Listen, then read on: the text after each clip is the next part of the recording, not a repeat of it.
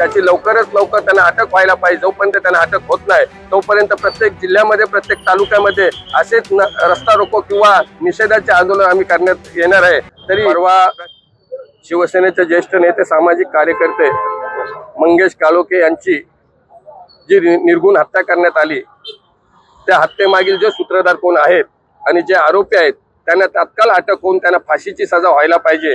यासाठी जो आमचा आजचा निषेधाचा आंदोलन आहे आणि त्यांचा ह्या मागचा आरोपींच्या मागचा जो सूत्रधार कोण आहे त्याची लवकरात लवकर त्यांना अटक व्हायला पाहिजे। जोपर्यंत त्यांना अटक होत नाही तोपर्यंत प्रत्येक जिल्ह्यामध्ये प्रत्येक तालुक्यामध्ये असेच रस्ता रोको किंवा निषेधाचे आंदोलन आम्ही करण्यात येणार आहे। तरी प्रशासनाला, पोलीस यंत्रणेला आमचं सांगणं आहे की ह्या हत्येमागील जो कोण सूत्रधार आहे त्या सूत्रधाराला अटक व्हायला पाहिजे अशी आमची सर्वांची मागणी आहे।